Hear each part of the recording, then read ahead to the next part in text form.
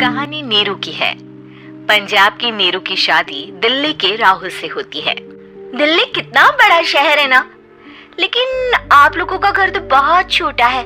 हमारे पंजाब में तो ये बड़े बड़े घर होते हैं कि मजा ही आ जाता है। कोई बात नहीं नीरू, मैं भी तुम्हारे लिए बहुत बड़ा मकान बनाऊंगा बहुत जल्दी। नीरू के पिता जहाँ पंजाब के जाने माने व्यापारी थे, वहीं उसका पति राहुल दिल्ली में एक सिंपल नौकरी करता था। माँ, यहाँ तो घी मक्खन इतना महंगा है कि क्या बताऊं। मैं तो तरस ही जाती हूँ घी खाने के लिए। नीरू की माँ को ये सुनकर बहुत दुख होता है। मेरी बेटी को घी नसीब नहीं हो रहा है और ये बहू यहाँ बैठकर घी में शक्कर डाल रही है। देख वनिता, मैं साफ कह रही हूँ, इस घर में जितना घी आएगा उतना ही मेरी बेटी के घर दिल्ली भी जाएगा। अरे ये क्या बात होती है माँ जी? बेटी का उतना ही करो जो अच्छा लगे। अब क्या मायके से घी और मक्खन तक की सप्लाई करोगी आप? हाँ, मेरी बेटी किसी चीज को तरसे मुझसे बर्दाश्त नहीं होता। अब क्या था, नीरू के मायके में 2 किलो घी आता तो 2 किलो दिल्ली जाता नीरू के पास। एक दिन, माँ बड़ी गर्मी पड़ती है दिल्ली में। इस घर में तो एक ही एसी है और वो भी ड्राइंग रूम में। सारा परिवार एक ही कमरे में सोता है। हाँ बेटा, वो तो हर घर की कहानी है। यहाँ भी एक ही एसी है। अरे बिल इतना आता है कि क्या बोलूं। तभी वहाँ राकेश आ जाता है। माँ, थोड़ी देर में यहाँ कुछ प्लम्बर आएंगे मेरे कमरे में एसी लगाने, जरा ध्यान से लगवा देना ना माँ। ओए, ऐसे कैसे तेरे कमरे में एसी लगेगा? हाँ राकेश, एक बार बात तो कर लेता। अरे पापा, वो वनिता को गर्मी में नींद नहीं आती। ड्राइंग रूम में सबके साथ सोने में वो अनकंफर्टेबल है, इसलिए। अरे पूरे परिवार के साथ वहाँ तेरी बहन नीरू भी तो सोती है। वो नहीं हो रही क्या अनकंफर्टेबल? समझ रहा है ना? अगर एसी लगेगा तो एक दिल्ली में तेरी बहन के कमरे में भी लगेगा, तभी तू लगा सकेगा। राकेश वनिता को सारी बात बताता है। वनिता करती भी क्या, मन मारकर बैठ जाती है। माँ, ये लोग ठीक नहीं है, क्या करूं मैं? अरे बेटी, यहाँ आ जा, तू यहाँ आकर रह ले। अरे छोड़ दे ऐसे पति को। कैसे छोड़ दूं माँ? समाज क्या कहेगा, लोग क्या कहेंगे? वैसे भी मेरा एक बेटा है मयंक। अरे हटा बेटा, तेरी उम्र ही क्या है, इतनी परेशान रहेगी तो काम कैसे चलेगा। खैर, बात आई गई हो जाती है। माँ को लगता है कि नीरू ठीक है, तो वहीं नीरू के मन में एक ही लाइन चल रही होती है, यहाँ आजा। माँ ने तो बोल ही दिया है कि यहाँ आजा। बस मयंक थोड़ा सा बड़ा हो जाए, इन गरीबों को छोड़कर मैं वापस माँ के पास ही चली जाऊंगी। वो इसी सोच में बाजार में चल रही थी कि मैम, आपका दुपट्टा जमीन को छू रहा है। नीरू जैसे ही उस लड़की की तरफ देखती है, देखती ही रह जाती है। हाय रे, कितना सुंदर लड़का है ये। अब क्या हुआ? मैंने कहा आपका दुपट्टा। तो खुद ही उठाकर दे दो ना।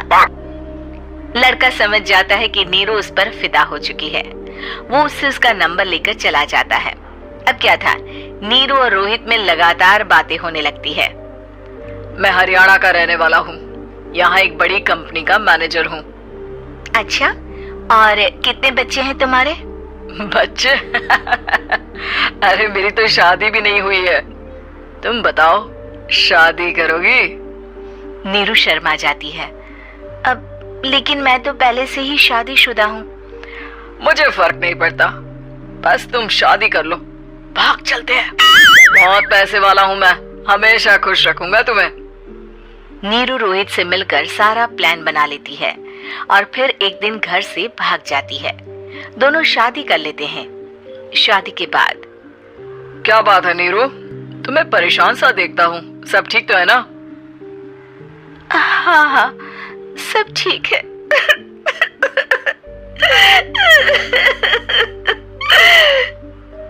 ये कहते कहते ही वो रोने लगती है। अरे क्या हो गया, रो क्यों रही हो? मैंने तुमसे एक बात छुपाई है और वही बात अब मुझे परेशान कर रही है। रोहित, मेरा एक बेटा भी है, उसका नाम मयंक है। क्या बात कर रही हो? ये तुमने मुझे पहले क्यों नहीं बताया? देखो नीरू, मेरी माँ को मैंने ये नहीं बताया है कि तुम शादीशुदा हो। बच्चा मैं मैनेज नहीं कर पाऊंगा। नीरू को समझ में नहीं आता कि वो क्या करे। तुम उस बच्चे को अपनी माँ को क्यों नहीं दे देती? नीरू चुपके से माँ को फोन करती है। माँ, क्या मयंक को तुम रख सकती हो? बेटा, मैं राकेश के साथ बात करती हूँ। आखिर घर का बेटा वही है, जो वो बोलेगा। वैसे भी बेटा, तूने जो किया है ना, उसके बाद से पूरा घर तेरी बुराई कर रहा है।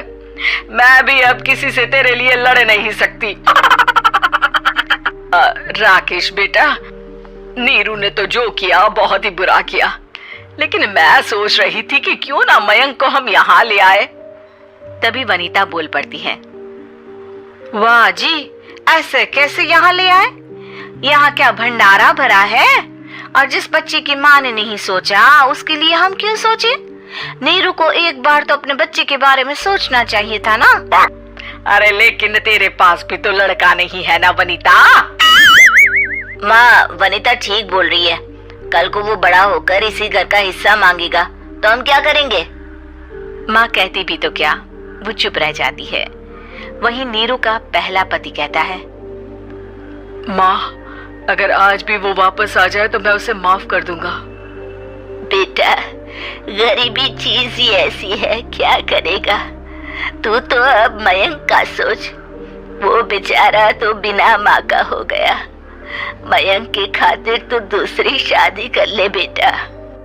लोगों के लाख समझाने के बाद नीरू के पहले पति की शादी रिद्धि से हो जाती है, जिसके पहले पति से 2 बच्चे होते हैं। देखो जी, मैंने शादी सिर्फ बच्चे के खातिर की है। मैंने भी शादी सिर्फ बच्चों के खातिर की है। वहीं नीरू के दूसरे पति के मन में ये बात घर कर जाती है कि नीरू एक मासूम बच्चे को उसके खातिर छोड़ कर आई है। अब देखो नीरू, मुझे लगता है कि जो औरत अपनी कोख का बच्चा छोड़ सकती है, वो तो कुछ भी कर सकती है।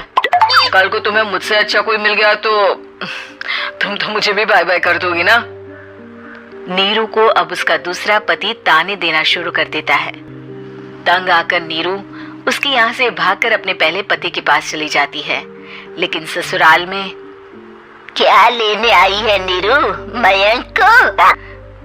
नहीं नहीं सासू माँ, मुझसे गलती हो गई, मुझे माफ कर दीजिए। नीरू, अब वक्त खत्म हो गया है, मेरी शादी हो चुकी है। तू छोड़ दो ना उसे, हमारा बच्चा है। मैं आपको अपनी माँ नहीं मानता, मेरी नहीं मान तो बात अच्छी है। नीरू मयंक की बात सुनकर समझ जाती है कि उसके पास अब ना आसमान रहा ना ही जमीन।